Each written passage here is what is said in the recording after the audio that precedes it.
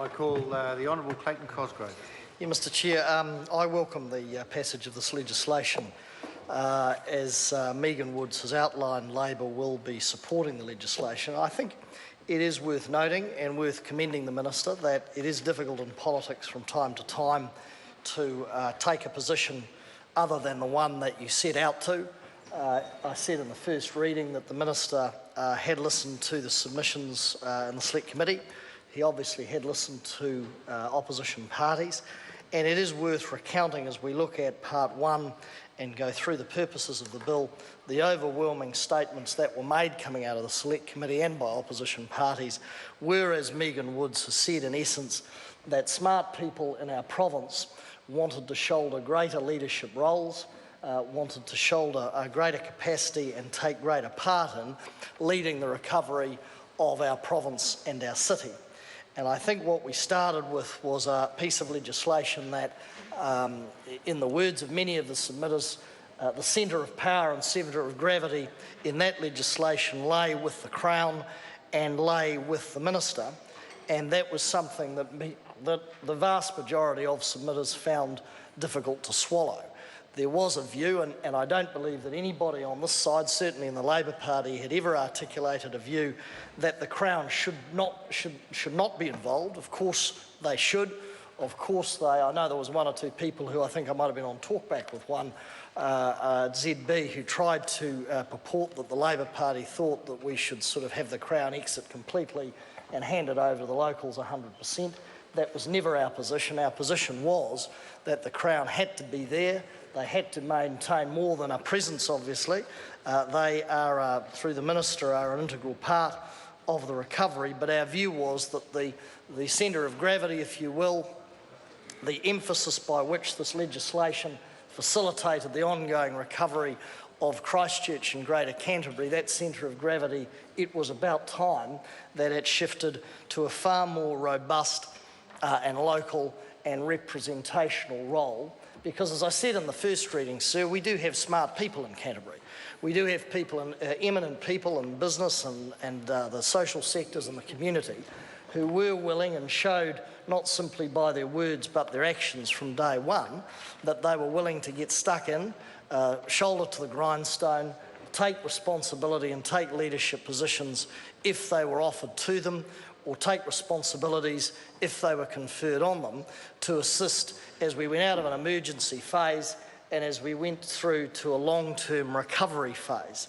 And I think, and I acknowledge the Minister in all seriousness, I think he has done a job of listening and moving his position to what I think now is a far more acceptable bill, a far more robust bill, and a bill that I think will satisfy, these things never satisfy everybody in the communities, but satisfy those people who have, who want an interest in the recovery of our province as it moves forward. I think it was, a number of submitters were concerned that the original legislation essentially gave the Crown similar powers to what we've seen before, that is essentially a power of veto. And this legislation now enables people to be at the centre of it. Mr Levat and others who will be at the pinnacle, if you like, the leadership of this recovery, facilitating this legislation going through, are people who are smart operators. They, and as it talks about enabling the Crown to efficiently and effectively manage the recovery as it moves through, and as we talk to Clause 3, they are people who are joined with all the community who want to see this recovery move more swiftly, move more effectively and move more efficiently.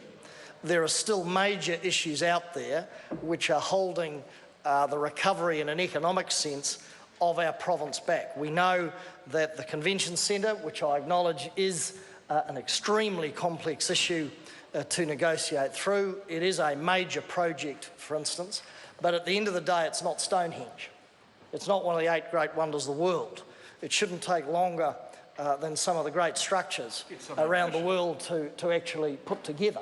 But we have been waiting and we are missing opportunities because the deal has not been concluded. A bank, for instance, the Minister might be interested to know, in the last 3 weeks told a group of us, sir, that $80 million in capital aimed at the hotel and tourism sector, Mr Chair, The Honourable Clayton Cosgrove. had left town.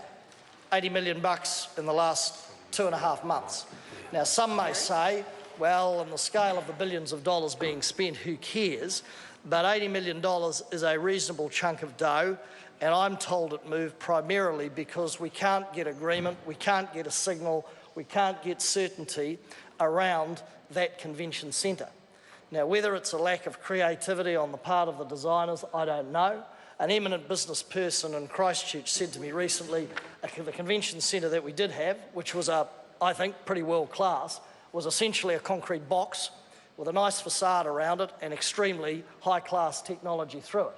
Another business person said, well, maybe if we're talking anchor projects of the convention centre and the stadium, maybe we should say, do we combine the two? Has anybody thought of that? Economies of scale, like many of the great convention centres and stadiums around the world, combined together, economies of scale, one footprint, one platform. I don't know if that's been considered in the mix. But essentially, that's a key component that I hope through the purposes of this bill, through the mechanisms within this bill, will efficiently and effectively be actioned. The people of Canterbury are actually crying out particularly for that anchor project because it will generate and release massive amount of private sector capital, as I'm sure the Minister knows, through hotels, through recreational facilities and others, and that will give, in an economic sense, the biggest shot in the arm, and I would argue the swiftest shot in the arm for money going into that province and economic growth than most other things.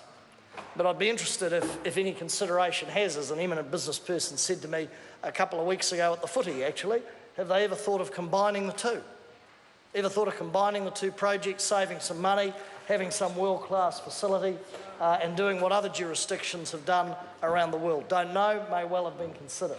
There are other anchor projects, of course, the Metro Sports Facility and others, and one would hope that now that we are going to have some pretty eminent people involved in this and making decisions around this, and perhaps people that have more standing with the government than other groups in the community, political parties for instance, these people perhaps have more standing with the government than others, that those people will be listened to in a far more effective and efficient way. What we, and I think as representatives of the community, want to see from this piece of legislation is the button hit, the foot on the accelerator, and actually some intense speed and development go through our city and our province so we can move ahead. As Megan Woods have said, it is also, of course, not just about dollars and cents and bricks and mortar and jobs, though those things are extremely important. It is about the social well-being, as noted in 2B, of our community. And as we did last week, or the week before, I take the opportunity to note with the Minister that people like Pete Townsend, Chair of the Chamber of Commerce, and others have said to us on this side of the House they are deeply concerned about the mental health of communities as we sit today. They are deeply concerned about the lack of resources, and I know and I acknowledge the government has put money in, but the lack of resources and the strain our DHB is under in dealing with those ongoing mental difficulties. And they are there. It's not just politicians making it up. It's not just politicians who from time to time are labelled as being political if they dare to raise their head and dare to raise an issue. No, go to the schools, talk to the medical practitioners, talk with the teachers and principals and the parents, and you're seeing different and evolving mental health issues flowing through, even though we are 5 years from the tragic day. And I'd make a plea to the Minister that he may wish to talk to some of his other colleagues, the Minister of Health and others, to look very, very carefully at the level of resources that are going into Canterbury on that front.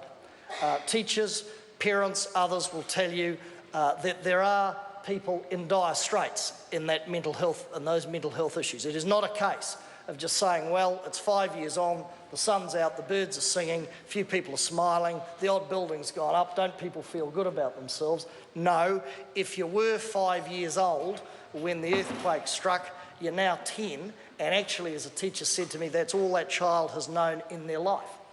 And when we have the Valentine's Day quakes and others, that triggers it for many, many people. Some are robust, others are not. Many deal with it by themselves in their own way. but I do count the opinions of medical professionals and educators and others when they say these people need more resource and help soon. I call Potter Williams.